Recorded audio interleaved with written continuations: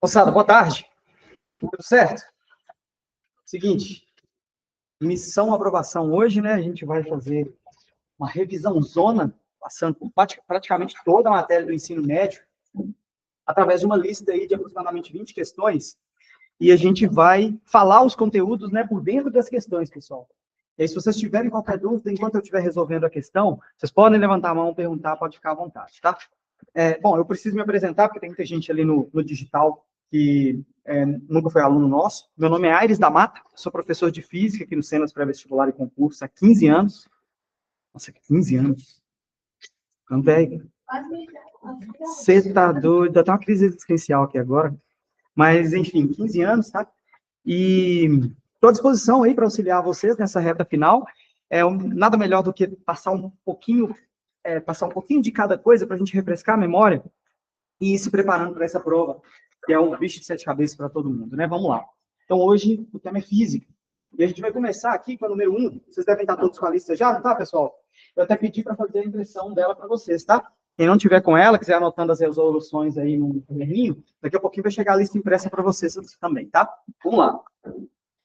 A primeira questão aqui, da Unicamp, diz que a energia solar desempenha papel substancial nas soluções energéticas de desenvolvimento sustentável, além de fazer uso de tecnologia pouco agressiva ao ambiente.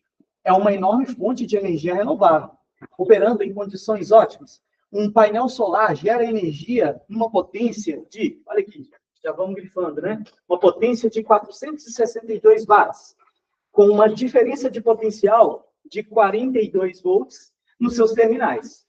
Para que a energia gerada seja armazenada numa bateria de diferença de potencial 12 volts, usa-se um dispositivo que ajusta a diferença de potencial, dispositivo esse chamado de controlador de carga. A gente costuma ter um tokenzinho que a gente coloca no celular, não é, pessoal, para carregar, no notebook e tal, são controladores de carga. Certo. Bora lá, veja a figura. Esse aqui é diferentão, né? Se numa situação ideal, toda a energia gerada pelo painel é armazenada na bateria, quais os valores das correntes elétricas para o painel e para a bateria, nos terminais do painel e da bateria, respectivamente? Bom, vamos lembrar aqui uma das principais fórmulas, pessoal, do ponto de vista de eletrodinâmica, não é? De potência elétrica, para o conteúdo do Enem. Qual que é a fórmulazinha mesmo, pessoal? O Pio, lembra dele? Então, eu vou fazer o seguinte, eu vou separar primeiro o painel. Vamos ver o que está acontecendo com o painel, depois a gente vê o que está acontecendo. A gente vê o que está acontecendo com a bateria, tá? Vamos lá. No painel, eu tenho que P é igual a I vezes U, certo? A potência dele é o quê, pessoal? 462. Já está em watts, bonitinho aqui para mim, não tá? A corrente elétrica que passa nele é o que eu estou procurando. Vai ficar aqui quietinho. E a DDP nele é de 42 volts, tá? Quando eu faço isso aqui dividindo, pessoal, I vai ser 462 dividido por 42. Veja, tá vendo que vai dar praticamente 10, 11 vezes mais, pessoal? Aproximadamente aqui, eu vou até colocar aproximadamente para eu não ter que fazer essa conta. Se isso aqui for uma questão, vai dar 11. Eu acho que é exatamente. Então, beleza. 11 amperes, tranquilo?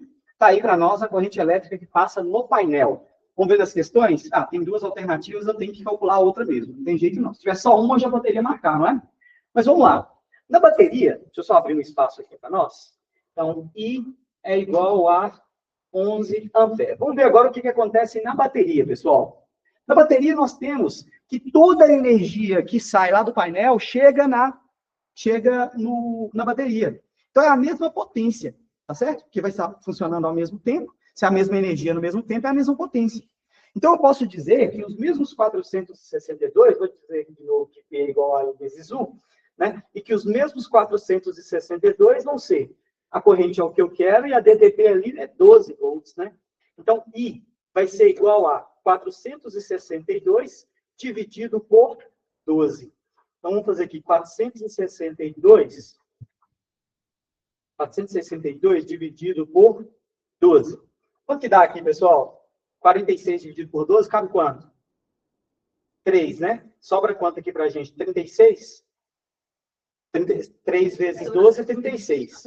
Em 46, desce quanto? 10. Desce o 2, não desce? Opa, não.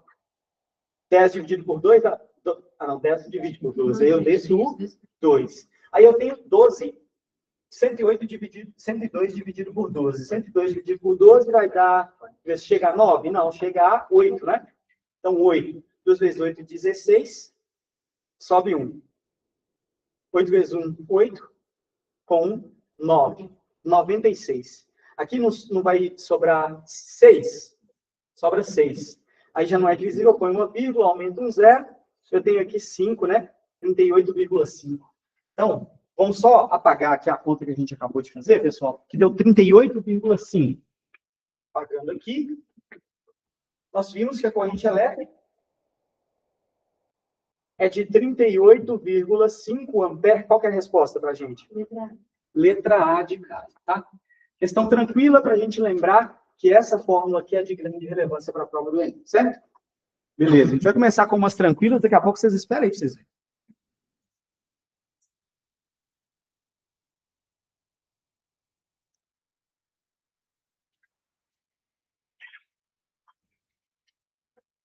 Vou ter que passar, tá?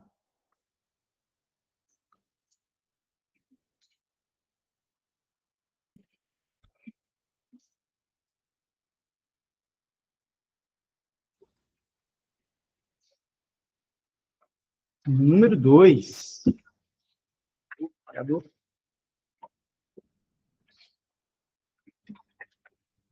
Pessoal, acompanhe comigo essa próxima questão. É uma pegadinha que muita gente cai, tá? Eu espero que vocês já estejam preparados em relação a essa questão aqui. Foi uma questão do Enem PPL do ano passado. Vamos lá. O experimento foi montado com o intuito de determinar o tempo de queda livre. Desculpa. O tempo de queda livre de corpos com tamanhos e massas distintas. Aqui, melancia, melão e maçã. Tamanhos distintos e massas distintas. Para isso, utilizou-se uma prateleira de 50 centímetros do chão, onde foram colocadas 3 frutas, conforme a figura. Em um determinado instante, a prateleira foi removida, liberando todas as frutas simultaneamente. Considere o tempo de queda da melancia como T1, do melão como T2 e da maçã como T3. Desprezando-se as forças dissipativas, a relação entre os tempos de queda das frutas é... Pessoal, o que a maioria dos alunos marca? Marca que quem vai cair primeiro é a melancia, não é, gente? Poxa, a pessoa pode fazer isso na hora lá, você puxou ali, a melancia vai cair primeiro e pronto, vai marca a alternativa que indica isso. Só que, na realidade, quem faz os corpos caírem em tempos diferentes, quando estão em queda aqui, próximo da superfície da Terra, é quem mesmo, gente? A resistência do ar. Porque a gravidade é a mesma para todos eles. Mas é a resistência do ar que faz com que a queda dos corpos tenham tempos diferentes. E aí, quando você observa esse cenário, olha o que está escrito aqui, despreza-se as forças dissipativas. A resistência do ar é uma força dissipativa. Se eu desprezo a resistência do ar, pessoal, todos os corpos caem com a mesma velocidade no mesmo tempo. Se você jogar uma formiga e um elefante, eles vão cair juntinhos. Se jogar uma bola de boliche e uma pena, eles vão cair juntinhos, tá certo? Então, a resposta é a resposta que me indica tempos iguais, pessoal. A resposta é a letra A, tá certo? Pegadinha ou não, pessoal? Pegadinha demais isso aqui, tá? Resposta letra A para a questão número 2. Alguma dúvida? Então, o que eu tive que desprezar para que eles caíssem com o mesmo tempo e a mesma velocidade? Resistência do ar, isso aí. Beleza, bora para mais uma.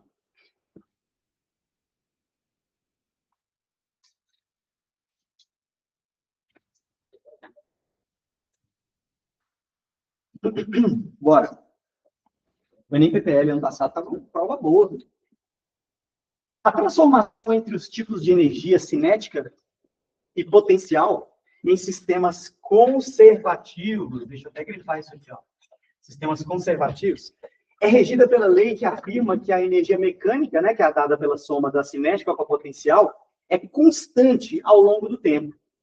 Assuma que um sistema conservativo, que em um sistema conservativo, a energia mecânica é de 12 kJ. Então, a energia mecânica já está definida para mim como 12 kJ. Ela é a soma da cinética com a potencial. Sendo observado que a energia cinética em kJ, dada em função do tempo em hora, apresentou um comportamento descrito no gráfico. Então, o que ele fez, pessoal? Ele trouxe um gráfico esquisitão para mim. A gente não tem medo mais de gráfico esquisitão, não. A gente bate o olho nele e vê o que tem no eixo X, vê o que tem no eixo Y e enfrenta ele, não é não? O que tem no eixo X aqui, pessoal? Tempo, em horas, não é? E eu tenho aqui o quê? A energia cinética em o quê, pessoal? Quilojoule, e vida que segue. Então tá. Pretende-se avaliar, no período de 0 a 8 horas, tempo total aqui, né? Qual é o maior valor possível, deixa eu até grifar isso, qual ser atingido pela energia potencial nesse sistema conservativo.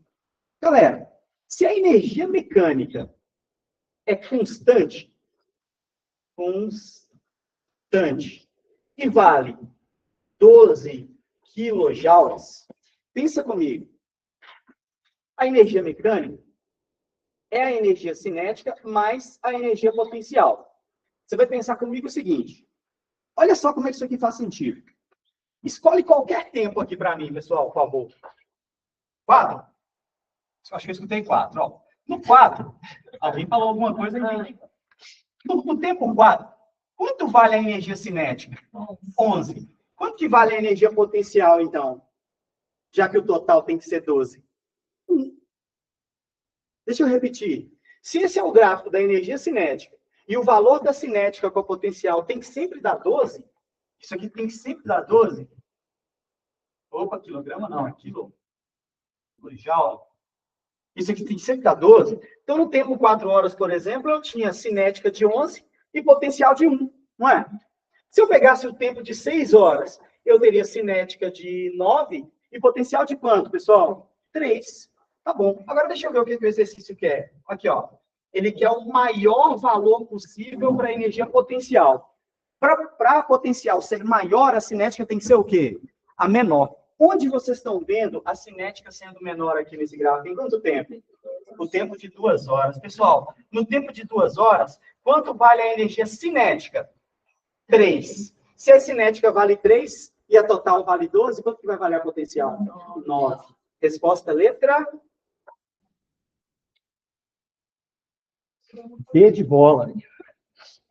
Resposta B de bola, tá? Resposta B. Então, vocês podem fazer o seguinte, ó, a energia mecânica é 12, a energia cinética, que eu tinha ali como 3, mais a energia potencial, né? O 3 vem para lá negativo, a energia potencial máxima, que é onde a energia cinética é mínima, vai valer 9 quilojoules, resposta da letra B. Tá certo, gente? Oi? Viajou muito, né? Viajou muito? Nem explicar. Eu peguei esse 12, subtraí 3, por quê? Eu peguei o máximo do gráfico e pouco para trás, antes do 4, que era o 3, e subtraí para 12. Certo esse pensamento? Acho que não. Que sorte! Mas eu senti que estava certo. Acho que não. Você tinha que olhar onde é que... Você tinha que analisar a mecânica sendo a soma das duas. Não, eu ainda decompus. Você tá entendendo? Porque eu peguei antes desse próximo curva descer. Não. Eu peguei antes, eu falei assim, é o 3. Essa daí foi... E você acertou a questão? Uai, bom demais. Então. Galera, alguém copiando ainda? Pode ir. Vamos para a próxima, número 4.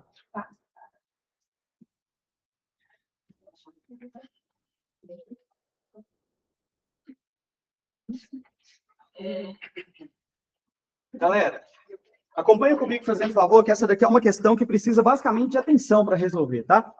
Vamos lá.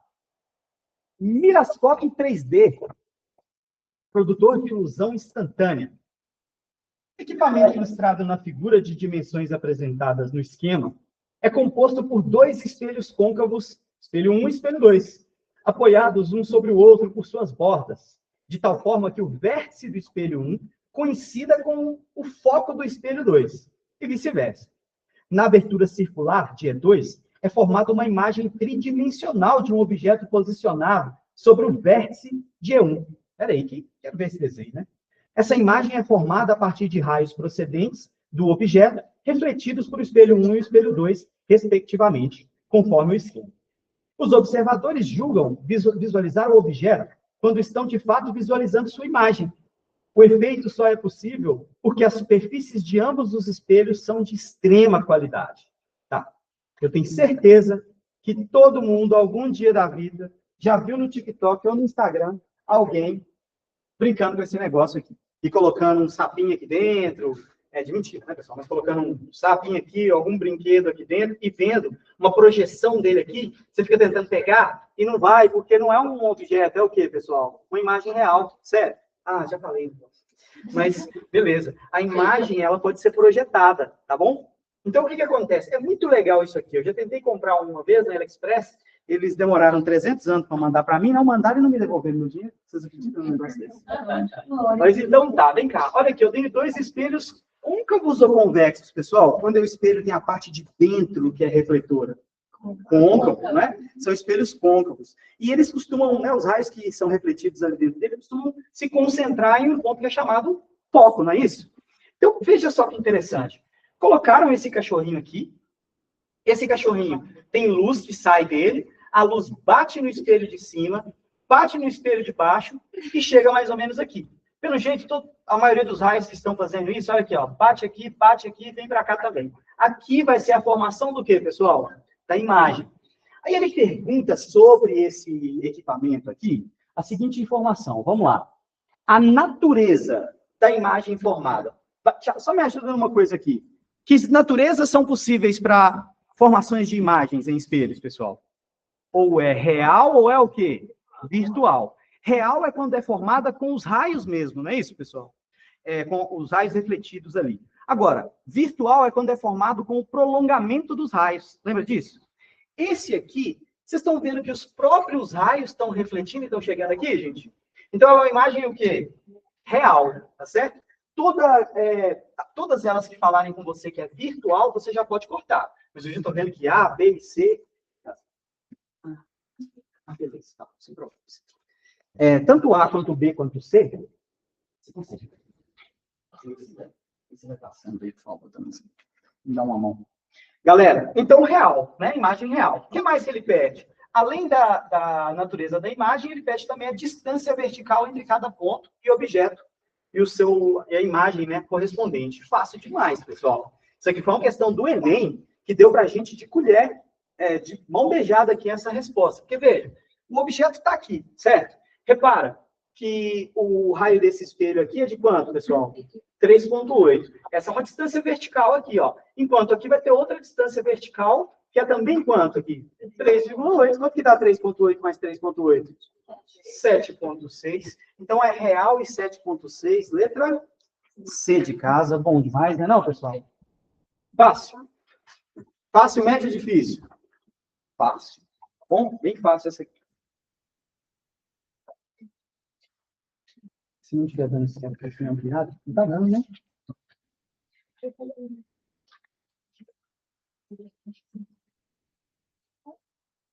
Pode passar, pode pegar um C primeiro. Galera, bora. Número 5. Acompanha comigo fazendo favor. Deixa eu só melhorar isso aqui. Beleza. Aquecedores solares. Eu tenho certeza que vocês já viram esse negócio aqui no teto da casa de muita gente, pessoal. Não estou falando daquelas placas fotovoltaicas, não, tá? Que geram energia elétrica através do sol. Estou falando daquelas placas de aquecimento de água, que aí você depois pode usar isso aí para poder, enfim, lavar a mão, você pode usar para tomar banho, uma água que já está pré-aquecida pelo sol, certo? Esses aquecedores são equipamentos utilizados para o aquecimento de água pelo calor do sol. É difícil para ler aqui, peraí. São compostos por coletores solares, nos quais ocorre o aquecimento da água, e por um reservatório térmico, em que é armazenada a água quente para ser utilizada posteriormente. A figura ilustra esquematicamente como funciona esse equipamento. Então, está aqui uma figura mostrando como é que funciona esse equipamento, pessoal. Vocês podiam olhar para cá rapidinho, fazendo favor? Aqui, ó. A primeira coisa, quem que é a fonte de energia aqui, moçada? O sol, não é? E aí, como que o sol... Vamos até fazer uma análise antes disso. Quais são as 3 maneiras de se transferir energia térmica, de se transferir calor? Temos convecção, o que mais, pessoal? Irradiação e o que mais? Condução, não é? Então, nós temos essas três principais formas de transferência de energia térmica. Tudo bem. Como é que é a transferência de energia térmica do Sol para as placas solares? Irradiação. Aí o termo mais adequado é irradiação, tá certo? Irradiação. Apesar de não estar errado você falar radiação, tá? Mas o termo mais correto é irradiação térmica. Tudo bem. Então ele chega aqui, pessoal, e por que esse negócio aqui é pintado de preto, moçada? Porque o preto é o que mais absorve luz, não é, gente? Então isso aqui é pintado de preto justamente para isso, tá certo? Para poder ficar mais eficiente esse sistema. Tudo bem. O que acontece? A água, ela vai se aquecendo ali, aquecendo pela luz solar, pela incidência de radiação solar. Na medida que ela vai aquecendo, pessoal, a água quente sobe. Enquanto a água mais fria, vai o quê, pessoal? Descer. Aí vai formar uma coisa que a gente chama de corrente de quê, pessoal? Convecção. Essa corrente de convecção faz com que a própria água, naturalmente, circule no sentido de subir a água quente e de descer a água, o quê, gente? Fria. Então, ele funciona dessa forma, por correntes de convecção aqui, tá? Você tem que só tomar cuidado onde você coloca o cano da água quente, que tem que ser na parte de cima, e o cano da água fria, que tem que ser na parte de baixo. Claro, o cara que vai instalar isso aqui vai saber. Vamos ver aqui agora as perguntas. O processo pelo qual ocorre transferência de calor dos coletores para o reservatório é qual, pessoal? Dos coletores para o reservatório. É qual? Pode falar, tá certo. Convecção. Tá? Vocês veem que a massa de água se move junto com o calor. Então, você tem as correntes de convecção. Mesma coisa que forma dentro da geladeira ali, naquelas brisas de final de tarde na praia, aquilo ali tudo é corrente de convecção, certo? Então, nós temos aqui a letra E como resposta. Deixa eu só fazer uma pergunta rápida. E se perguntasse qual que é o mecanismo de transferência de calor do Sol para as placas? Do Sol para as placas. Sobrou? Acho que o pessoal de trás recebeu, foi? Todo mundo? Alguém mais? Faltando para alguém? Não? Sim. Pode ir.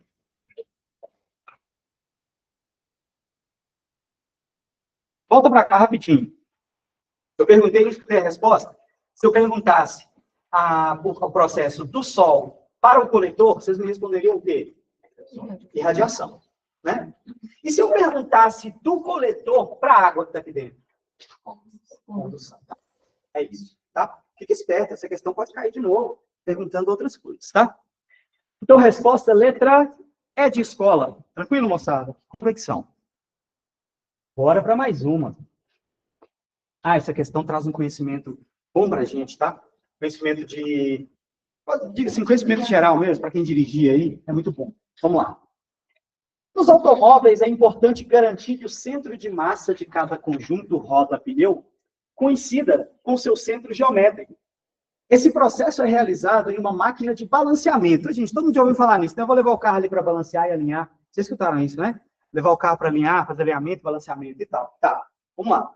Esse processo ele é realizado em uma máquina de balanceamento, na qual o conjunto roda e pneu é colocado para girar a uma velocidade de valor constante. Com base nas oscilações medidas, no chacoalhar dela ali, a máquina indica a posição do centro de massa do conjunto. E pequenas peças de chumbo podem ser fixadas em lugares específicos da roda até que as vibrações diminuam. Vocês querem muita vibração ou pouca vibração na roda para você viajar? Pouca vibração. E a vibração vai ser menor quando você tiver o centro de massa do pneu, pessoal, coincidindo com o centro geométrico dele aqui, que é o lugar onde ele vai girar, o eixo de rotação dele, tá certo? Tá, vamos lá. Durante o treinamento de sua equipe, a fim de corrigir a posição do centro de massa indicada pela máquina, um mecânico apresenta o esquema a seguir, com 5 possíveis pontos para a roda, para posicionar uma peça de chumbo. Então ele falou assim, ó, o centro de massa está aqui, ó. Mas eu posso pôr um pedacinho de chumbo aqui no 1, no 2, no 3, no 4 e no 5. Gente, imagina essa pecinha de chumbo como se fosse um band-aid. Sabe um band-aid que você machuca e você coloca ele aqui? Isso é como se fosse um band-aid, que você vai vir aqui, ó, e vai colocar ele aqui, ou vai colocar ele aqui, ou vai colocar ele aqui, aonde for, que ele vai pesar a roda mais para um lado. Porque é um band-aid de chumbo, pessoal. Vai ser bem pesadinho, vai. Aí ele vai balancear a roda de acordo com a leitura de uma máquina. O cara não faz com vozes da cabeça dele, não, gente. A máquina indica para ele onde ele precisa colocar os chumbos lá, tá? Então, tudo bem. Em qual ponto deve ser fixada a peça de chumbo para corrigir a posição do centro de massa desse conjunto roda e pneu? Muito tranquilo, pessoal. Se o centro de massa está aqui, eu tenho que puxar ele para o sudoeste, não tem? Sudoeste, onde eu coloco o chumbo aqui? No ponto 3, certo? Que aí eu puxaria mais massa para cá e eu teria a possibilidade de puxar o centro de massa nessa direção. Beleza? Essa é a ideia de balancear um carro, tá certo? É você evitar que a roda dele fique fazendo vibrações desnecessárias e você pode comprometer todo o seu sistema de suspensão ali, né? A direção, um monte de coisa. Então, letra C de casa para a questão número 6. Sim, vamos lá. É o seguinte, só para que você entenda. Essa roda está desbalanceada. O cara, quando ele mediu lá no aparelho, viu que o centro de massa dela está aqui. O centro de massa dela deveria estar aqui. Então, o que acontece? Ele tem pecinhas de chumbo que ele pode colocar no lado interno da roda do carro para que conserte esse centro de massa. E aí, o que acontece? O centro de massa estando certinho no eixo, a roda vai girar sem causar essas vibrações que atrapalham a gente demais na hora de dirigir. Então, o que ele precisou fazer? Esses chumbos, eles são pesados, sabe? Aí eles colocam ele no lugar contrário ao lugar onde você está com o centro de massa deslocado, para que desloque o centro de massa de volta para o lugar dele. Então, o que ele fez? Ele pôs um chumbo aqui para deslocar o centro de massa dele para cá, de volta. Certo? Número 7, moçada. Logo na sequência, número 7.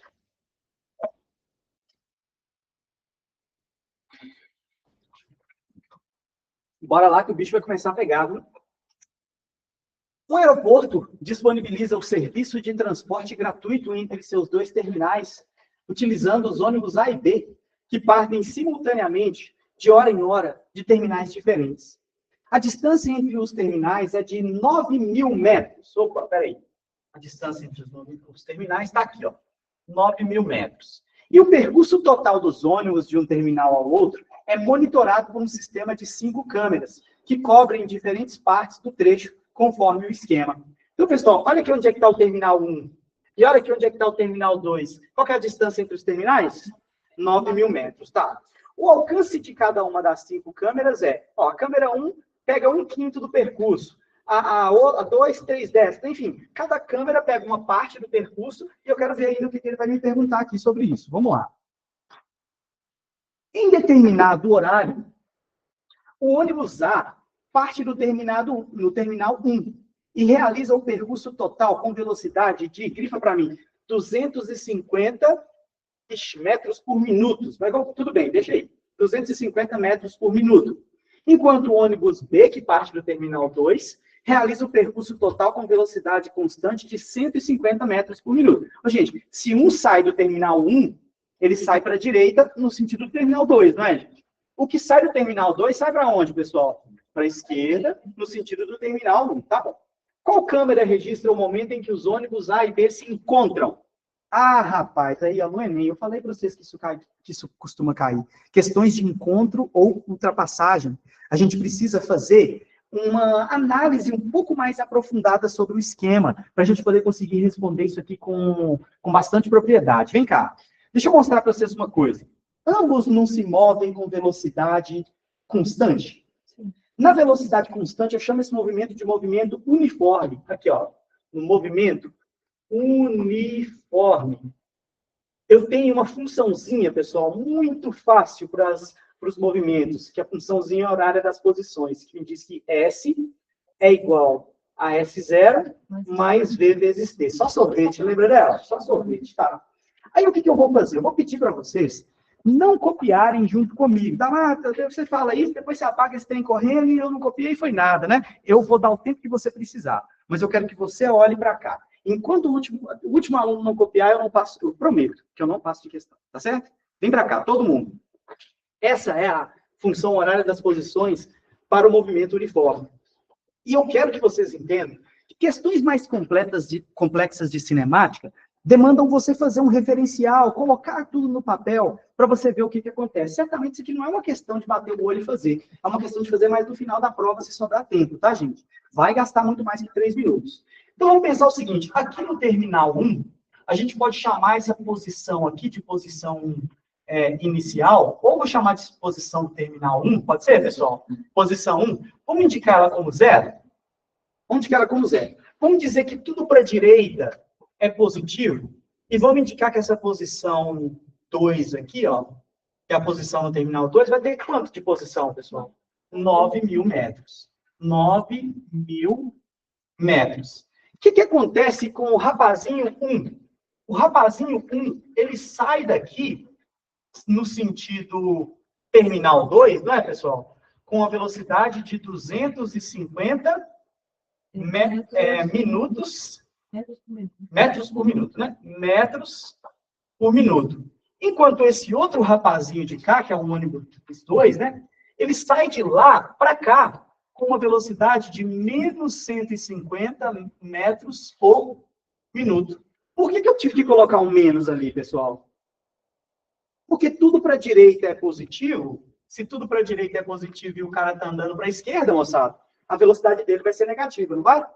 Tudo bem. Agora, com base nessa informação, vamos montar a função horária dos dois caras. Vamos pensar aqui, ó. Qual que é a função que o móvel 1 respeita? S é igual a... S0 dele é quanto, gente? 0. A velocidade dele é mais ou é menos? Mais quanto? 250 vezes t. Por que eu deixei desse jeito? Porque aqui eu posso achar a posição que ele vai estar para qualquer tempo que eu quiser. Não é, gente? Eu vou até tirar esse zero daqui, ó. Deixa eu melhorar isso aqui, porque zero não precisa. S1 vai ser, então, 250t. Essa é a função horária do móvel 1. Agora, vamos ver o móvel 2? Móvel 2. Qual que é a posição inicial dele? 9.000, não é? Ele não começa daqui, pessoal? 9.000 menos 150t. É isso, pessoal. Por quê? Porque a velocidade dele é negativa em relação ao referencial. Bom, quando eu montei as funções horárias, quando é que o encontro acontece? O encontro acontece quando a posição desse foi igual à posição desse, não é não? Imagina aqui, olha para cá, pessoal. Imagina eu saindo daqui e esse aqui saindo daqui. Quando é que eles vão se encontrar? Pum! Eles vão se encontrar quando a posição deles for a mesma, não é? Então, eu posso dizer para vocês aqui, com toda certeza, que no encontro, eu tenho que a posição do móvel 1 é igualzinha à posição do móvel 2. Mas qual que é a posição do móvel 1? 250t. Qual que é a posição do móvel 2? 9.000 menos 150t. Galera, esse cara não pode vir para cá positivo? Fica quanto? 300, 400. 400t é igual a 9.000. Não ficou fácil. Cortei 2 zeros daqui com 2 zeros de cá. T é 90 dividido por 4. 90 por 2 dá 45. 45 por 2 dá 22,5. 22,5 minutos. Né? Esse é o tempo do encontro, pessoal. Só que o exercício me pediu, na verdade, ele me pediu em qual região ali, né? O cara vai estar quando ele tiver o encontro, quando eles encontrarem, qual região? Vai estar na região 1, 2, 3, 4 ou 5. Né? Eu tenho que ver, pelo menos nesse tempo, onde é que eles vão se encontrar. Qual dessas duas vocês escolhem para eu usar? S1 está mais fácil, não tá, pessoal? Eu vou trazer S1 para cá. Ó. S1 é igual a 250 vezes 22,5. Ou seja, 25 vezes 225. Dá 5.000. Faz aí para mim, por favor, gente. 5.600 e... 5.625. 5.625 metros. Gente, eles vão se encontrar na posição 5.625 metros. Mas eu já terminei a questão? Não. Podem anotar até ali, fazendo favor, gente. Pode anotar tranquilamente. Não terminou a questão ainda. Questão trabalhosa essa aí.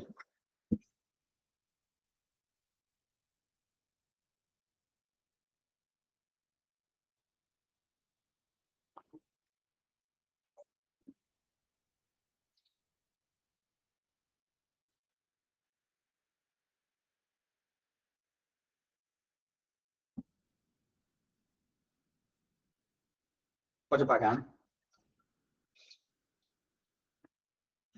O pessoal já me xingou demais que eu faço isso.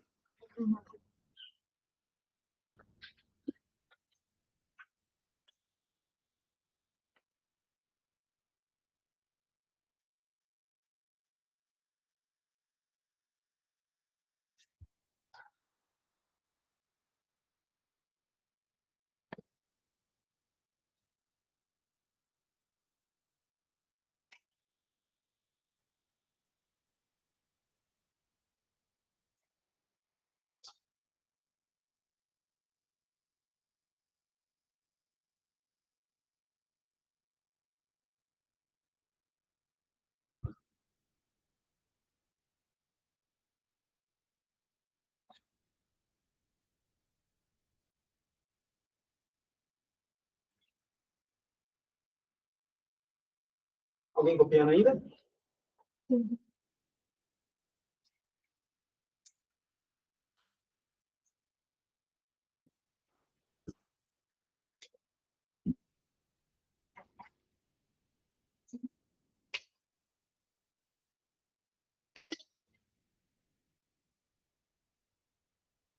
Terminou? Quase, né? Quase, né? Sim, Mas tá. pode seguir. Espera.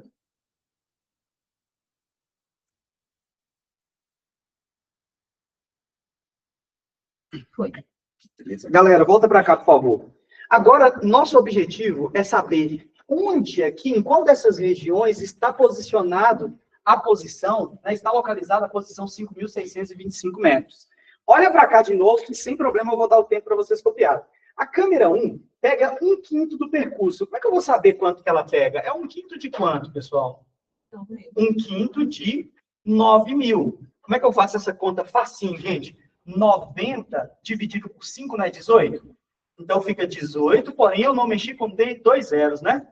1.800 metros é o primeiro trecho. Então, até o 1.800 aqui, ó, 1.800, a câmera 1 pega, tá certo?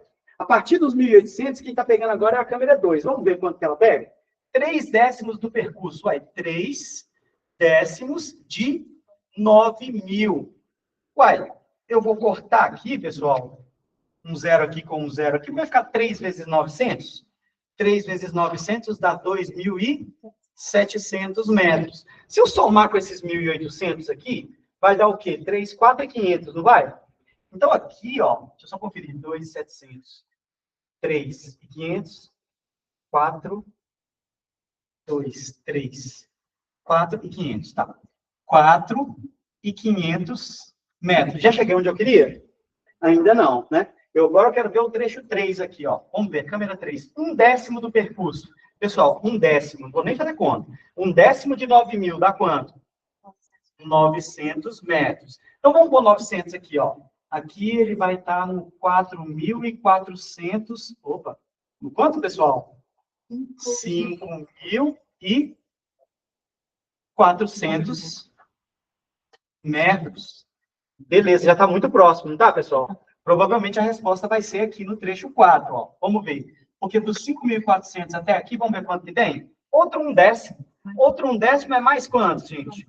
900 metros. Mais 900 vai dar 6.300 metros. Então, onde está posicionado os 5.625? Entre os 5.400 e os 6.300, que é a região o quê, pessoal?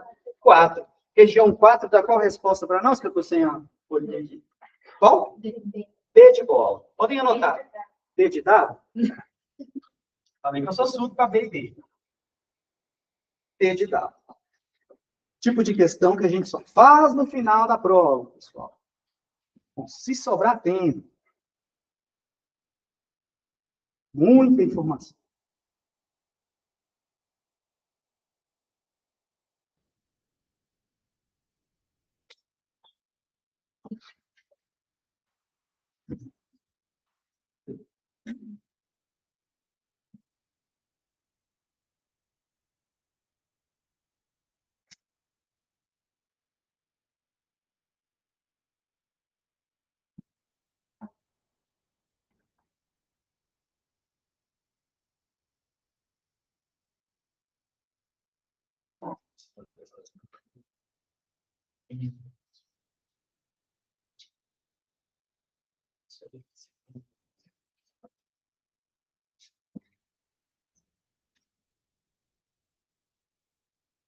Resolver o problema do negócio tralando aqui, né, gente? Não.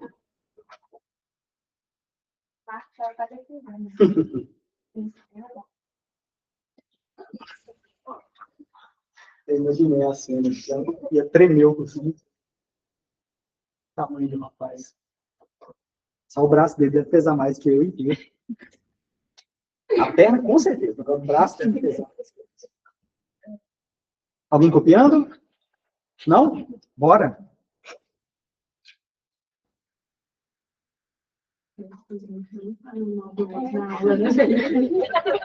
Mas é um mal com carinho, por exemplo. Estou falando que o braço dele é grande. O cara fica feliz com isso. Não vai ser uma aula, porque não, eu quero que funcione muito bem. Esse é o maior Te contar, eu sofro. Eu tinha que receber acréscimo de insalubridade, trabalhar com o Marco Guilherme. Ah, não. Fernandão agora está até sossegado. Bora! Galera, próxima. Número 9, 8. Acompanha, moçada. Interessantíssima essa questão aqui, tá?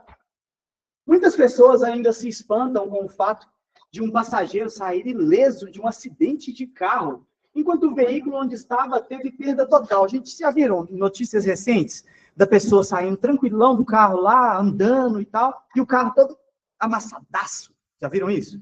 Você fica assim, meu Deus do céu, como que a pessoa sobreviveu aquilo ali? E ela sobreviveu, por muitas vezes, por causa daquilo, tá? A gente vai entender aqui já já. Vamos lá.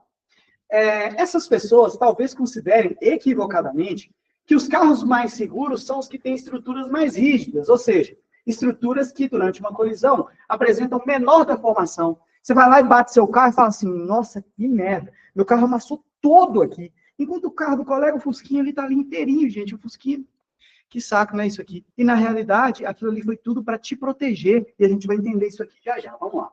É feito de propósito. Tá aqui, ó. Na verdade, o que ocorre é o contrário. Por isso, a partir de 1958, passaram a ser produzidos carros com partes que se deformam facilmente, propositalmente. Tá? Assim, além dos cintos de segurança e dos airbags, os carros modernos passaram a contar com um dispositivo de segurança conhecido como Crumble Zone, região deformável em inglês, conforme a figura. Olha todo mundo para cá, pessoal. Tá vendo que tem aqui, ó, a parte frontal do carro, que eles estão chamando de Crumble Zone? Essa região, ela é fabricada com materiais que facilmente se deformam. Ah, é para eu poder bater o carro e ter que trocar um monte de peça. Muita gente acha que é isso, né? E, na verdade, aposto que tem um pouquinho disso aí também. Mas, na teoria, isso é para deformar, para diminuir o tempo do impacto, finalmente, para aumentar o tempo do impacto, diminuir a força que você recebe e dissipar a energia cinética aqui em calor, em deformação, em barulho e etc. Tá? Só que veja, a Crumble Zone chega até onde a pessoa está, gente? Claro que não, senão vai deformar a pessoa, né? Eu não quero isso, né, pessoal? Deformar a pessoa. Agora, aqui a gente pode observar que mais próximo da pessoa tem os airbags. Os airbags têm uma outra função. Mais próximo da pessoa, aquele bolsão de ar que abre, e aí a pessoa, ao invés de bater de cara no volante, ele vai bater de cara numa bolsa de ar, que vai, mais uma vez, reduzir o impacto que a pessoa vai sofrer, porque vai aumentar o tempo. Ele vai bater no airbag e vai demorar para poder frear a cabeça, ao invés dele bater de uma vez, sabe? A pancada seca, a pancada rápida, te machuca muito mais. Por isso, inclusive, que a gente tem nos tênis esses, como eu posso dizer, gente? Aqueles espuminhas, né? Para você ir andando e ele vai tirando um pouquinho do impacto, aumentando o tempo de impacto. Por isso, quando você vai deitar num sofá, o sofá é macio, é confortável, porque você pode pular nele, né? Não faça isso aqui no público, sim, pessoal. Você pode pular nele, que ele vai, como é que eu posso dizer? Amortecer essa palavra. Muito obrigado, que eu estava esperando. Tá, então o airbag amortece a pancada que a pessoa vai sofrer, tá? E aí você tem aqui os cintos de segurança também. O cinto de segurança serve para quê mesmo, gente? Para que serve um cinto de segurança? Para você permanecer na posição que você precisa permanecer, para que os airbags funcionem bem, para que você não chacoalhe dentro do carro, para que você não saia pela tangente no caso de uma rotação do carro, né? Por vários motivos, tá? Então, aqui a gente tem também o cinto de segurança. Mas vamos continuar a leitura do carro. Ó, a leitura da questão. Considerando o carro, seus ocupantes e o muro da figura como um sistema isolado. Opa, rapaz, espera aí, gente. É um sistema isolado. Um sistema isolado de uma colisão é um sistema no qual a quantidade de movimento antes da colisão é igualzinha à quantidade de movimento depois da colisão. Quantidade de movimento antes tem que ser igual à quantidade de movimento depois da colisão, tá? Isso aqui é impulso e quantidade de movimento, pessoal. Um tema que vem um pouco agregado ali na parte de trabalho e energia. Então, vem cá. Com um sistema isolado, a Crumble Zone aumenta a segurança dos passageiros, por quê? Durante uma colisão, a deformação da estrutura do carro, letra A, aciona os airbags do carro. Muita gente já vem de cara e já marca A. Mas vem cá, o que aciona o airbag do carro? São sensores, que quando deformados, ele aciona. O que acontece? A pessoa vai e pensa assim, gente, o sensor estava aqui, né? E o sensor deformou, aí ele ativou o airbag. Gente, a Crumple Zone não foi construída, não foi desenvolvida para ativar airbag, não, gente. Já dava para ativar só na deformação da parte frontal do automóvel lá, tá? Não foi para isso. Então, apesar de ser uma informação que até tem a ver com uma certa realidade, não é o objetivo da Crumple Zone, tá? B, absorve a energia cinética do sistema. Aqui sim, porque o carro estava com uma velocidade alta aqui, né? E colidiu. E se você for parar para pensar, qual que era a energia que o carro tinha, do ponto de vista mecânico? Era cinética, não era? E essa energia tem que ir para algum lugar, pessoal. O que o Crumple Zone faz? Performa o carro, ajudando a dissipar essa energia cinética em deformação, em calor, em barulho, e aí menos energia acaba chegando até você no final das contas. Ajuda a dissipar essa energia cinética, né? Tem para onde ir a energia cinética. Então, a gente tem aqui a resposta como letra B de bola. Mas vamos ver as outras. Consome a quantidade de movimento do sistema. Não, a quantidade de movimento do sistema ela é constante em um sistema isolado. Letra D, cria uma barreira de proteção. Olha, não é uma barreira de proteção, é uma região deformável, gente. É diferente uma coisa da outra, tá? Letra E, diminui a velocidade do centro de massa. Nada a ver. Não diminui a velocidade do centro de massa, não. Aqui a colisão faz com que a velocidade reduza e tal, mas a velocidade do centro de massa não é alterada pela Crumple Zone, não. Então a resposta é a letra B de bola, com o distrator sendo a letra A, tá bom? Beleza. Mais uma. Número 9. Enem do ano passado. Mas teve gente demais que errou essa questão. Teve gente demais que fez essa questão aqui. Número 9, moçada. Na tirinha, Calvin se divertia em um balanço antes de soltar-se dele e cair ao chão. Em sua fala, ele demonstra ter imaginado que permaneceria em movimento circular. Porém, a força gravitacional, que permanece atuando no garoto, modifica a direção de sua velocidade, fazendo com que ele chegue ao chão da maneira ilustrada no último quadrinho. Então, beleza, gente. Está aqui o rapazinho balangando para lá e para cá, sossegado, né? E aí ele falou assim, sabe o que eu vou fazer? Eu vou pular desse negócio aqui, porque eu vou continuar no meu movimento circular e depois eu pego ele aqui de novo, o balanço. Ele achou que ele ia continuar em movimento circular aqui, ó. Mas aí o que aconteceu, pessoal? Na hora que ele soltou, ele foi para frente, né? E aí depois ele chegou onde, pessoal? Até no chão. Aí tá assim, Houston, we have a problem. Vocês lembram dessa fala? Essa fala é famosa. Aí, Houston, estamos com um problema na trajetória orbital. Qual vetor representa a força resultante exercida pelo chão sobre Calvin, no exato momento em que ele toca o chão? Então, aqui, ó. Nesse momento que ele vai tocar o chão, como é que é a força, a resultante das forças que o chão faz nele? Aqui vai vir um lembrete muito importante para vocês. Chão só fazem corpos duas forças. Normal ou o quê? Atrito. Normal e ou atrito. Porque a normal, com certeza, sempre vai ter quando tiver contato entre duas superfícies. Mas o atrito só vai ter se tiver tendência de deslizamento, não é, pessoal? E se as superfícies forem rugosas e tal. Que é o caso. O caso do chão aqui, não falou que o chão é perfeitamente liso, não.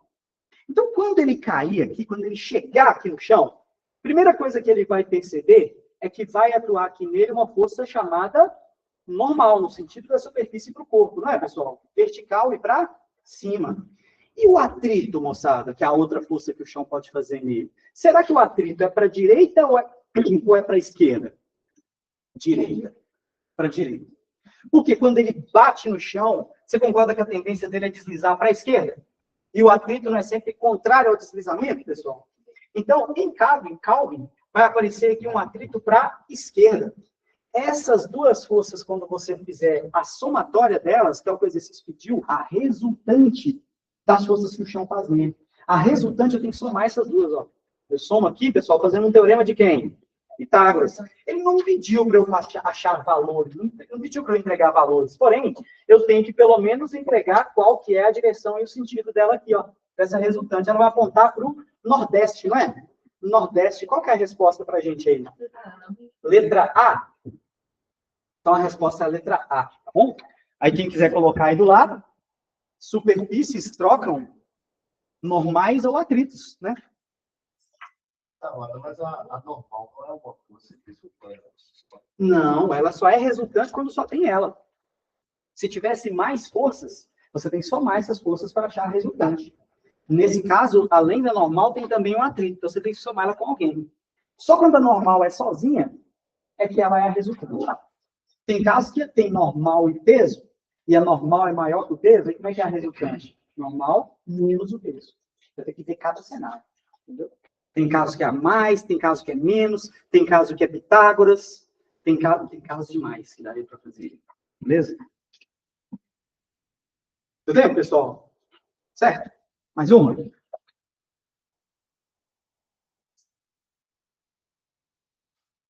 Número 10.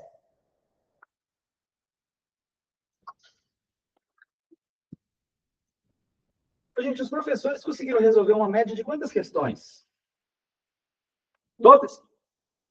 Não, acho que só Uns 14. Uns 14, 15? Ah, então eu vou ver. Vamos lá. Então, só para ver como é que eu tava. A gente sempre quer comparar com impressionante. Se todo mundo tivesse feito todas, eu ia estar assim, meu Deus. Então vamos para 10, galera. Só Sara. Sara é frenética, né? Ela é boa demais. Bora. Então aqui, pessoal, número 10, para a gente não perder tempo. Silêncio, por favor, por favor. A tirinha ilustra esquimós dentro de um iglu. Habitação de formato hemisférico, construída durante o inverno, a partir de neve ou blocos de gelo. Tá? Eu vou construir o iglu de neve ou de blocos de gelo. Essa estrutura de construção se justifica pelo fato... Essa palavra aqui está... Estrutura de construção, deve ter só um erro de digitação. Se justifica pelo fato de esse povo habitar as regiões mais setentrionais da Groenlândia, Canadá e Alasca. Gente, escutei essa palavra, isso tem mais de 15 anos, acho que está mais perto dos polos, não é? Um trem assim, uma coisa assim. Provavelmente vai estar falando que está em regiões mais frias, mas vamos ver. Vamos ver a tirinha. Ué, você comprou uma geladeira? O cara está dentro do iglu, pessoal. Tá aqui, ó. Ué, você comprou uma geladeira? Para quê? É para as crianças. Elas adoram brincar de casinha. Aí estou fazendo um mini igluzinho aqui de blocos de gelo que eles tiraram da geladeira. Estranho, né? Eles estão no iglu, pessoal. Vem cá. Na tirinha, a geladeira é necessária para fazer gelo por quê? Alguém poderia, antes de ler as alternativas, me dar uma luz? Por que eu preciso de uma geladeira dentro do iglu? Deu duro? Por causa do quê? Tem a ver. Tem a ver. Mas alguém tem mais coisa aí para comentar? Não. Pressão não. Vem cá, moçada, deixa eu ver se vocês entendem. Vocês concordam, claro, todo mundo sabe disso, que quando você entra debaixo daquele cobertor, a gente costuma falar quentinho esse cobertor aqui, você sabe que o cobertor não esquenta nada, né? O cobertor, ele faz o quê? Retém o calor que você próprio está emitindo do seu corpo. Ele é um bom isolante térmico, certo? A mesma coisa acontece com o iglu, tá? O iglu, principalmente quando ele é feito de neve, neve tem gelo e ar. E o ar não é um bom isolante térmico. Então, o que acontece? Aquela camada ali do iglu, né, toda aquela camada, espessa inclusive, forma uma espécie de isolamento térmico. E aí, o calor dos corpos das pessoas acaba conseguindo manter a temperatura interna dele mais agradável para se viver, para se passar um dia, algumas horas que seja, muito mais do que o que está lá fora. Lá fora, pessoal, nessas regiões aqui, pode dar menos 40 graus, menos 25 graus. Imagina se passar a noite assim, ventando em você, né? Aí o iglu faz o quê? Mantém uma temperatura mais adequada ali entre 3, 2, menos 1, entre menos 1 e 5, mais ou menos, que é uma coisa que você põe uma blusinha ali, você tá de boa, certo? Enquanto menos 30 ia arrebentar você. Então é o seguinte, nessa tirinha, né, a gente vai ter que perceber que ela funciona como uma espécie de cobertorzão. Ela é um isolante térmico, e um isolante térmico, inclusive, com baixíssima condutividade térmica, que não deixa o calor que está aqui dentro sair lá para... Sair para fora é foda, né, gente? Mas assim, sair lá para o lado de fora do iglu, não é isso? Ele impede a troca de calor aqui entre o interior e o exterior. Tá, tudo bem. Vamos ver agora o que a gente vai ter que responder. Na tirinha, a geladeira é necessária para fazer gelo. Por quê? Letra A. A temperatura interna do iglu é maior do que a de solidificação da água. É isso aqui mesmo. Por quê? Quando você vai tentar fazer gelo, coloca a água dentro da forminha e põe lá do seu lado, está 3 graus, 2 graus. Vai empedrar a água? Vai solidificar a água, pessoal? Não. Então, ele precisa da geladeira como uma fonte artificial ali para poder retirar o calor, né? Para ele conseguir fazer o gelo, tá certo? Porque a temperatura interior está maior do que a temperatura de solidificação da água. A resposta é letra A. Mas vamos dar uma fuçada um pouquinho maior aqui? Letra B. A umidade dentro do iglu dificulta o processo de mudança de fase da água. Nada a ver. Você acha que a água, enquanto você está fazendo um gelo, a umidade ali da região vai fazer alguma diferença? Não. A diferença é as temperaturas mesmo, né? Letra C. O ar de dentro do iglu é isolante térmico. Opa! Sim, o ar dentro do iglu é um isolante térmico, dificultando a perda de calor pela água. Agora não, peraí. Não é por causa do ar que você não consegue solidificar a água. É por causa da temperatura, que é mais ou menos 3, 2 graus. Eu precisava dela abaixo de 0, certo? Então, apesar dessa primeira parte aqui estar certa, a última está errada. Letra D. A temperatura uniforme no interior do iglu impede as correntes de convecção. Gente, não é formado corrente de convecção aqui no interior do iglu, não. Corrente de convecção vai ser formada naquele caso que eu mostrei para vocês do aquecedor solar, vai ser formado dentro de uma geladeira, por exemplo, certo? Você tem corrente de convecção ali naquelas brisas marítimas, enfim. Mas aqui não tem corrente de convecção.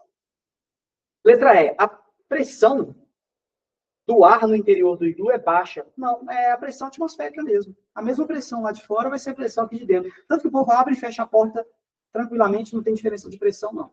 Tá? Não é a letra E. Resposta, letra A. Próximo. Acabando.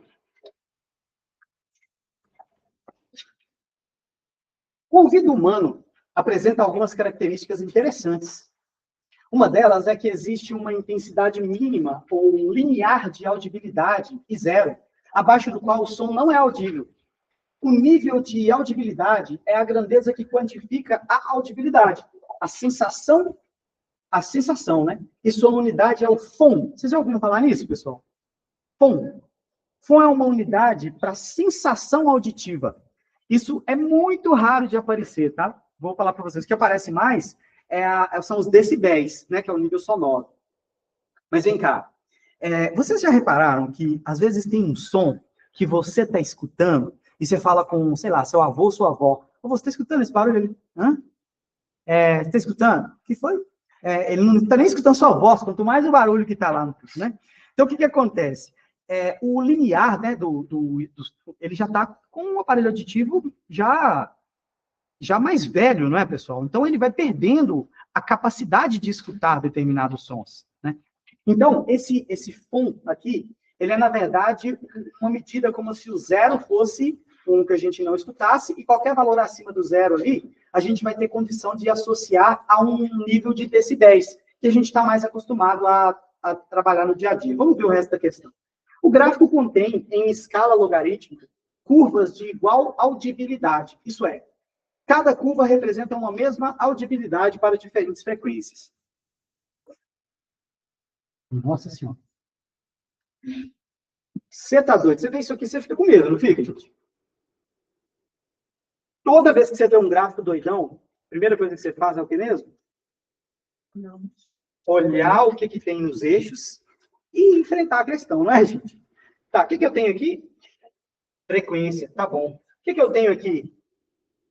o nível de intensidade, tá? Para cada frequência, eu posso conseguir escutar sons mais fortes ou mais fracos aqui de acordo com esse gráfico. Tudo bem. Vamos lá. Considerando a frequência de 90 Hz, o menor nível de intensidade em decibéis, para que possamos perceber algum som, é aproximadamente quanto?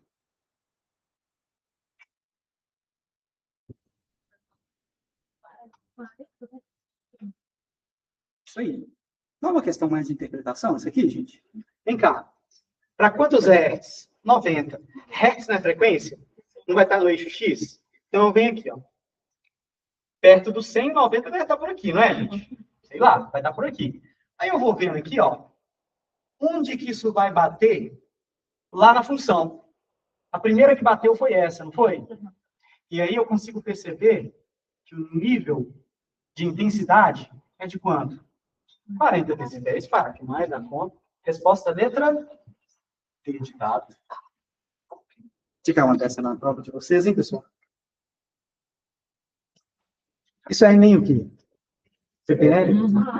Vocês vão ter que ser presos, gente. Vocês vão ter que... Se você quiser cometer um crime aí, alguma coisa assim... Não, está gravando aqui. Vamos lá. 12.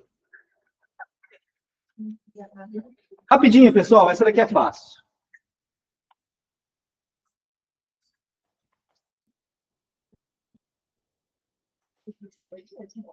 Podemos, pessoal? Bora. É comum em viagens de avião, sermos solicitados a desligar aparelhos cujo funcionamento envolva a emissão ou a recepção de ondas eletromagnéticas como celulares. A justificativa dada para esse procedimento é, entre outras coisas, a necessidade de eliminar fontes de sinais eletromagnéticos que possam interferir nas comunicações via rádio dos pilotos com a torre de controle. Essa interferência, já está falando o fenômeno, pessoal, essa interferência poderá ocorrer somente se as ondas emitidas pelo celular e as recebidas pelo áudio tiverem o quê? Vem cá. Vocês lembram que existe um fenômeno ondulatório chamado de interferência, que são quando duas ondas se interagem, e para elas se interagirem, elas precisam ser da mesma natureza e terem frequências iguais ou muito próximas? Então, a característica que faz elas se interferirem, no final das contas, é o fato delas serem ambas audíveis? Não, nenhuma delas é audível, onda eletromagnética, né? B, tiverem a mesma potência? Não tem a ver com a potência. Tem a ver com a mesma o quê, gente? Frequência. Podem ver, inclusive, que não vai ter outra alternativa falando de frequência. Veja, a letra D. Tiverem a mesma intensidade. Intensidade tem a ver com a potência, tá? Seria duplicidade aqui, ó. Propagarem-se com velocidades diferentes? Não. Velocidade depende do meio. Resposta letra C de casa, muito tranquila aqui, para a gente pelo menos ter uma fácil também, né, no meio das quebradeiras. Número 13, pessoal. Uma academia decide trocar gradualmente seus aparelhos de musculação. Agora, os frequentadores que utilizam os aparelhos do tipo 1 podem também utilizar os aparelhos do tipo 2, representados na figura, para elevar cargas correspondentes às massas M1 e M2 com velocidade constante. A fim de que o exercício seja realizado com a mesma força, os usuários devem ser orientados a respeito da relação entre as cargas nos dois tipos de aparelho. Deixa eu até grifar isso aqui, pessoal. Veja só. Ele quer que o aparelho seja realizado com a mesma força, tá? Vamos ver o que mais que a gente tem sobre isso. Os usuários devem ser orientados a respeito da relação entre as cargas nos dois tipos de aparelhos, já que as polias fixas apenas mudam a direção das forças, enquanto o polia móvel divide as forças. Ai, ai, ai, peraí. Gente, anota para a gente, por favor. Deixa eu só abrir um espaço aqui para a gente, ó.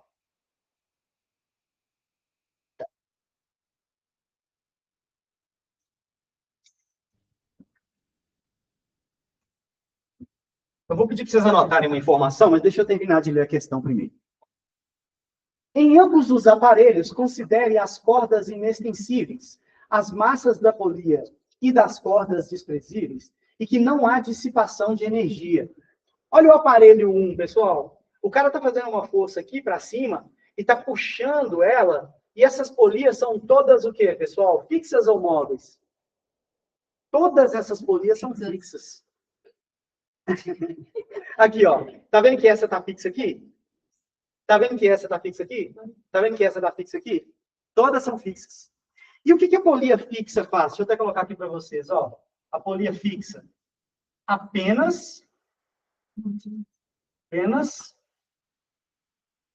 muda a direção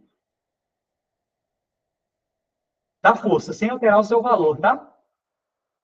Não deixa o cara mais forte nem mais fraco. Não vai fazer ele puxar mais ou menos peso.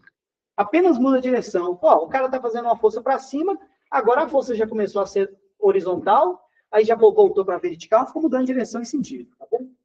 Beleza, esse é o aparelho do tipo 1. Agora, olha o aparelho do tipo 2. Me ajuda aqui nessa ideia. Essa polia aqui é fixa ou móvel? Fixa. E essa aqui? Fixa. E essa, pessoal? Fixa. E essa? Móvel. Tá vendo que ela não está fixa em nenhum lugar rígido aqui, nenhum lugar fixo, né? Não está acoplada em nenhum lugar fixo. A polia móvel, galera, ela tem um porém. A polia móvel tem um porém. Eu vou anotar ali para vocês, mas eu queria ver se vocês conseguem entender o que eu vou dizer para vocês aqui agora. Olha a polia fixa. Deu um zoom bom aí para vocês? Olha todo mundo para o quadro. Olha a polia fixa. Ela gira em torno desse ponto, ó. E esse ponto, até a corda, eu tenho uma coisa que eu chamo aqui, peraí, eu tenho uma distância aqui, ó, do eixo de rotação até a corda, uma distância que eu chamo de raio. Não é, pessoal? Agora, olha na polia móvel. Na polia móvel, ela gira em cima do fio. Como ela gira em cima do fio, suponhamos que ela esteja girando aqui nesse ponto. Qual que é o outro ponto que eu posso observar? Eu posso observar o outro lado aqui, ó, que ela está girando em relação a esses pontos. Isso aqui é qual medida? Você tá doido? Isso aqui não é um diâmetro?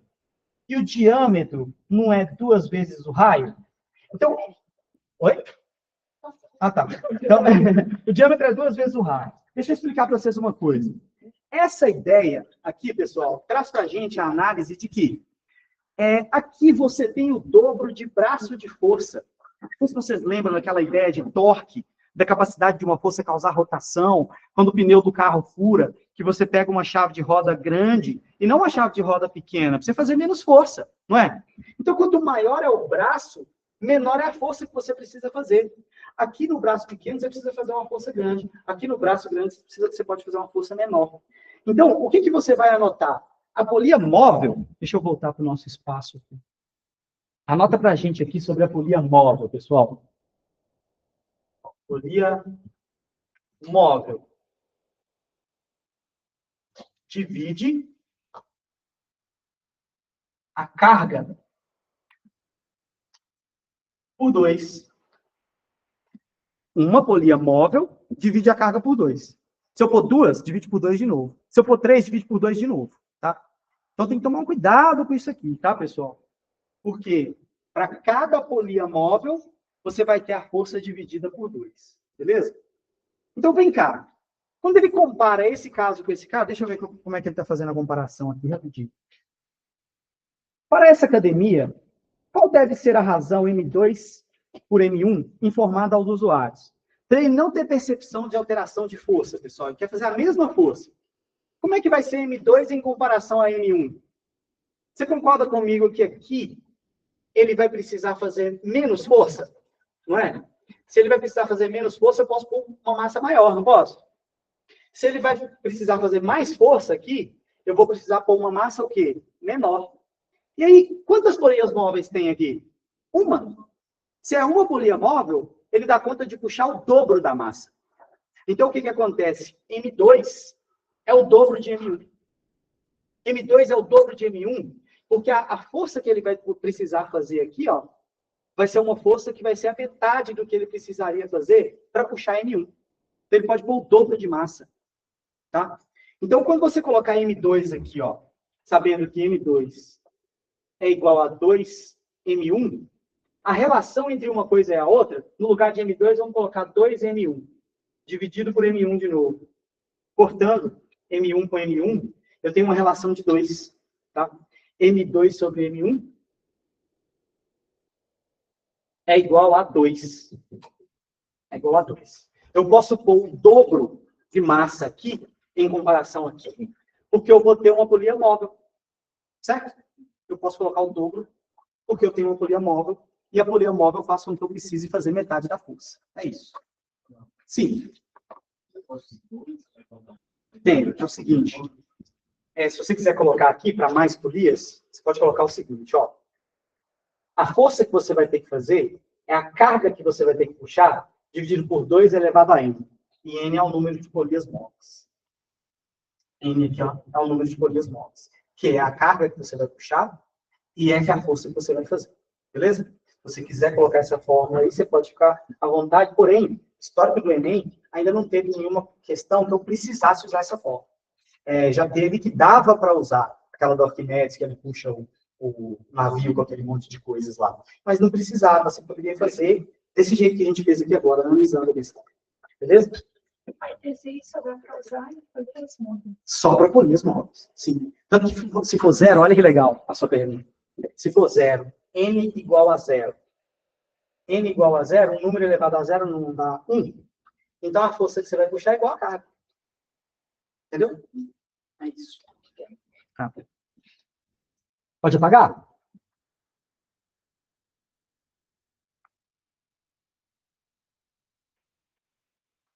Bora.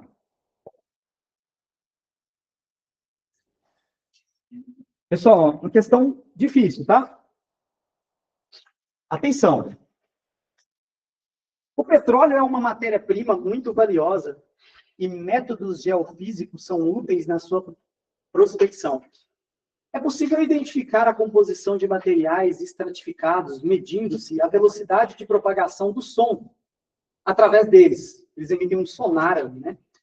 Considere que uma camada de 450 metros de um líquido, aqui, ó, se encontra presa no subsolo entre duas camadas rochosas, conforme o esquema. Um pulso acústico que gera uma vibração mecânica é emitido a partir da superfície do solo, onde são posteriormente recebidas duas vibrações refletidas, 2 ecos. A primeira corresponde à reflexão do pulso na interface superior do líquido com a camada rochosa. Então, peraí, o primeiro pulso ele faz isso aqui, ó. Ele vem, bate aqui e volta. Tá? A segunda vibração deve-se à reflexão do pulso na interface inferior do líquido. Então, o que acontece? O segundo ele já vai fazer isso aqui, ó. Ele já vai vir aqui, bater e o quê? Voltar. Certo? Passou pelo líquido, não passou, pessoal? Tá bom. O tempo entre a emissão do pulso e a chegada do primeiro é de meio segundo. Então, isso aqui demorou 0,5 segundo. O que mais? O segundo eco chega a 1,1 segundo após a emissão do pulso. Ou seja, esse aqui demorou 1,1 segundo. A velocidade do som na camada líquida, em metro por segundo, é quanto? Galera, deixa eu falar com vocês uma coisa. Tem inúmeras maneiras de resolver essa questão. E é claro que eu, como professor, vou trazer para vocês a maneira mais simples de resolver, certo? Vem cá. Você concorda comigo que meio segundo foi o tempo que gastou só para a rocha? Aqui, 1,1 segundo não é o tempo que gastou para a rocha, mais para o líquido? Beleza. Se eu tirar meio segundo daqui, vai ser o que gastou só para o líquido. Não é não? Então, se eu for pegar só o líquido, aqui, ó, se eu vou pegar só o líquido, e voltando aqui, né? Eu vou ter um tempo de quanto, pessoal? 0,6 segundos. E como ele pede a velocidade, e a gente sabe que a velocidade em um fluido com características constantes é constante, né? A velocidade é constante, posso dizer que velocidade é distância sobre tempo. A velocidade é o que eu quero. Qual que é a distância que ele vai percorrer? Maldosa demais. Qual que é a distância, gente? Está escrito aqui, aí eu vou e coloco 450, né? Mas quando você tem ecos, reflexões, gente, o som bate e volta. Então, ele percorre 450 metros indo e 450 metros voltando. Então, a distância que ele percorre, na realidade, é de 900 metros. Nossa Senhora, grifa isso aqui para nós. A pegadinha está aqui. Além de eu ter matado essa charada, Eu ainda tenho essa pegadinha aqui, tá? E o tempo para o eco acontecer foi de 0,6 segundos. Bom, velocidade vai ser então o quê, pessoal? 9.000, se eu multiplicar por 10 em cima e embaixo, dá 9.000 por 6, não dá, pessoal? Quanto que é 9.000 por 6? Deixa eu fazer por 3 primeiro. Dá 3.000 por 2, não é? 3.000 por 2 que eu faço. Quanto que dá, moçada? 1.500 metros por segundo, letra D de dado. Um valor bem padrão, tá? Para a velocidade do som em fluidos. Um valor bem padrão. 1.500. Eu fiz essa questão na prova do Enem de 2023. Eu falei assim, vai dar 1.500. Mas eu fiz a conta e tal. E aí cheguei nos 1.500. Porque poderia ser um fluido mais denso, entendeu? E dar 1.800 ali, por exemplo. Toda vez que eu faço ela, eu erro, exatamente por causa da... que eu não lembro, tem que dobrar a distância. Nossa, olha, toda vez que você Então, eu sonar... poderia dividir pela metade o tempo. Sim, né? Depois, perfeitamente. Poderia, mas é mais chato dá pensar pra isso. Veja, sonar, eco, ultrassom, tudo que bate e volta, assim, você sempre vai pensar que vai ir e voltar, vai percorrer a distância 2 vezes. Né? Bora? 15. Pode apagar, pessoal? Olá, a galera vai na aula amanhã? Não? Mas aqui não vai pra frente. Olha que tristeza. Bora, pessoal, 15. Informações digitais, dados, são gravados em discos ópticos, como CD, DVD, na forma de cavidades microscópicas. A galera adora cobrar isso. A gravação e a leitura óptica dessas informações são realizadas por um laser monocromático. Quanto menores as dimensões dessas cavidades, mais dados são armazenados na mesma área do disco. O fator limitante para a leitura de dados é o espalhamento da luz pelo efeito de difração, fenômeno que ocorre quando a luz atravessa um obstáculo com dimensões da ordem do seu comprimento de onda. Essa limitação motivou o desenvolvimento de lasers com emissão em menores comprimentos de onda, possibilitando armazenar e ler dados em cavidades cada vez menores. Espera aí. Desenvolvimento de laser com menores comprimentos de onda. Em qual região espectral se situa o comprimento de onda do laser que otimiza o armazenamento e a leitura de dados em discos de uma mesma área? Qual desses aqui vocês marcariam, pessoal? Qual? Vermelho? Violeta. Violeta. Porque o contrário. Maior frequência, né? Vamos lá? Presta atenção aqui no que eu vou dizer para vocês. Todo mundo, por favor, atenção aqui. Qual que é o espectro visível? VAV, lembra dele, pessoal? Começando com o vermelho, alaranjado, amarelo, verde, azul, anil e violeta. Se eu quiser complementar com os outros que tem aqui, infravermelho vai estar aqui, não vai, pessoal? Infravermelho. Mas aqui, o infravermelho, a gente nem consegue ver, né, pessoal? Isso aqui eu estou só complementando. O crescimento da frequência é nesse sentido, ó. O crescimento da frequência é nesse sentido. E o crescimento do comprimento de onda não é no sentido contrário? Quando a frequência é grande, o comprimento de onda é piticutinho, não é, pessoal? Então, o que a gente tem aqui, ó? A frequência cresce para o violeta, enquanto o comprimento de onda cresce para o vermelho, não é isso? E o que o exercício quer, pessoal? Menores comprimentos de onda. Ué, menores, não. O vermelho tem maior comprimento de onda, por ter menor o quê? Frequência. Veja, a frequência, deixa eu até colocar aqui para você um violeta. Olha aqui, ó. Vou chamar isso aqui de violeta. E vou pegar um vermelho, tá? Aqui, ó.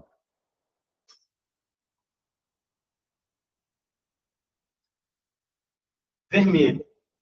O que você me diz sobre a frequência? Quem tem mais frequência? Violeta ou vermelho? Violeta. E quem tem mais comprimento de onda? Calma que eu vou fazer o comprimento de onda aqui, ó. comprimento de onda desse cara aqui, ó, é desse tamanhozão aqui, ó. O comprimento de onda desse cara aqui é desse tamanhozinho aqui, ó. Então, quem tem mais comprimento de onda? O vermelho. O exercício me pergunta quem tem menos comprimento de onda. O que tem menos comprimento de onda é o que tem mais frequência. É o violeta. A resposta, letra A.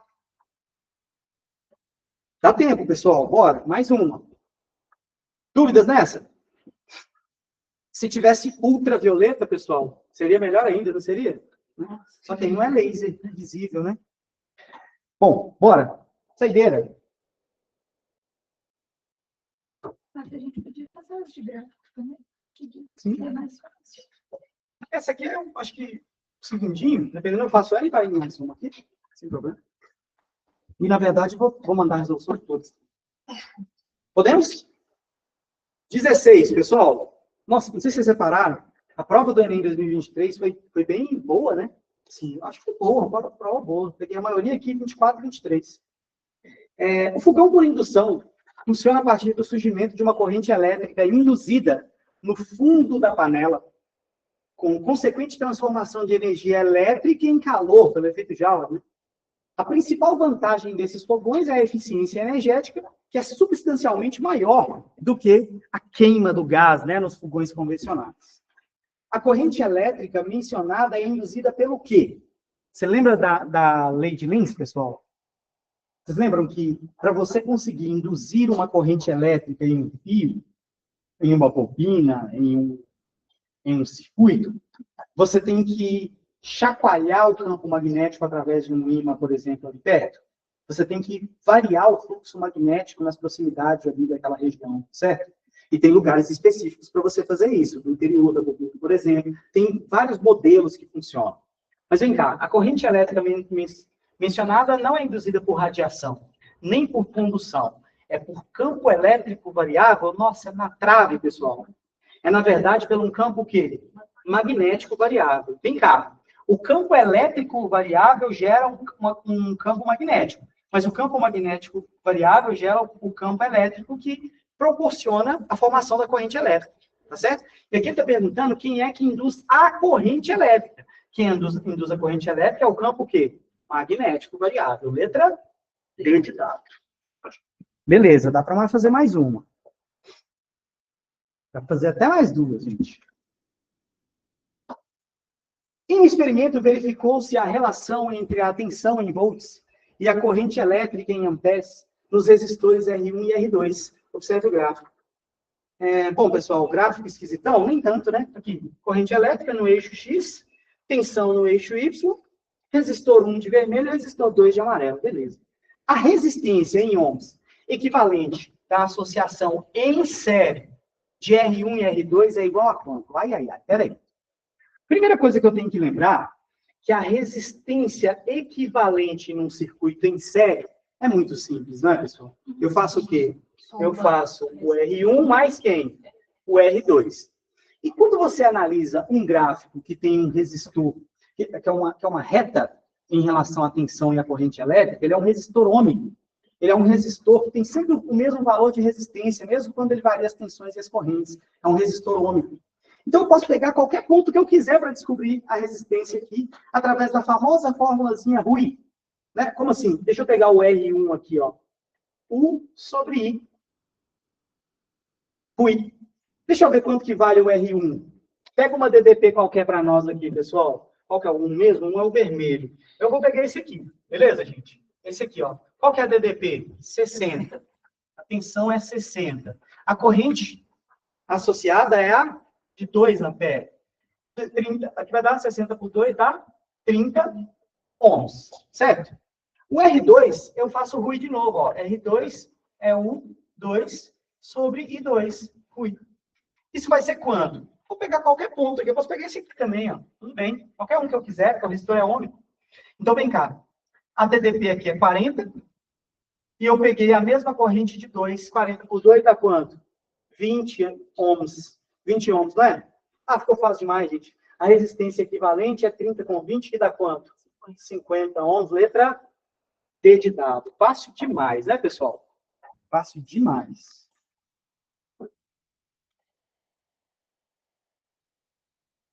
Ele poderia ter feito um pouquinho mais difícil, assim, perguntando se a associação fosse feita em paralelo, né, gente?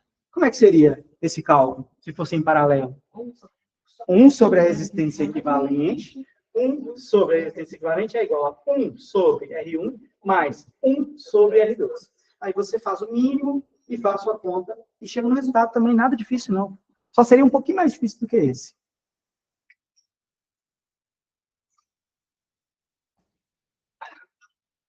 Um segundinho.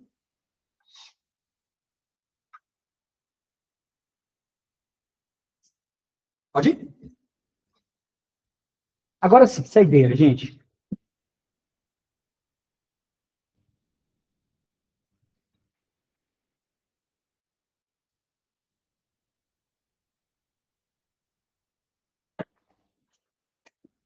O gráfico mostra como a velocidade de propagação das ondas sonoras no ar varia com a temperatura desse meio. Olha que legal, gente. A questão está me mostrando aqui como que a velocidade do som varia com a temperatura do meio. Lembra para a gente que a velocidade depende do meio. E depende das características do meio, como, por exemplo, a temperatura, né? Se uma onda sonora de frequência 200 Hz se propaga no ar com comprimento de onda 1,84 metros, a temperatura do ar é aproximadamente... até conta chata. Qual que é a equação fundamental do ondulatório? Alguém pode me ajudar com ela? Ah, não podia ter uma questão. Tinha que ter uma questão de V lambda X. Não tinha, pessoal? Tá, V igual a lambda F, tá? Vem cá, eu quero saber exatamente a velocidade. Perdão, eu quero saber a temperatura. Mas não é um gráfico de temperatura pela velocidade? Eu vou achar a velocidade, vou achar a temperatura. Quanto que é o lambda? 1,84. Deixa eu só conferir. Comprimento, ótimo. 1,84.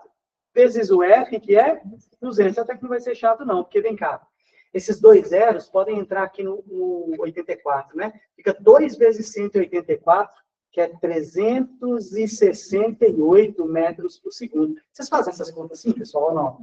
Você pega 2 zeros emprestado desse cara e empresta para esse, aí você faz 2 vezes 184, faz cabeça, né? Então dá. 368 está onde? 368 está mais ou menos aqui, não dá, gente? Mais ou menos aqui. Deixa eu pegar isso aqui. Vamos ver quanto que vai dar aqui. Vai dar 60 graus. Letra C. Padrãozinho Enem, não é, gente? Padrãozinho Enem. Deu para revisar um bocado, pessoal? Tem mais duas questões aí que eu gostaria de pedir muito assim que vocês façam elas, tá? Porque uma é de corrente elétrica e a outra de circuitos elétricos. Vou pedir para que vocês façam elas, mas eu vou enviar agora mesmo a resolução comentada delas, para se você tiver alguma dúvida, você ter onde procurar. Mesmo assim, se você não entendeu, pode me procurar em algum horário aqui do cursinho que eu te ajudo a resolver ela, beleza? Obrigado, pessoal. Bom restinho de semana e bom recesso para quem for ter o recesso. Até mais para vocês. Valeu.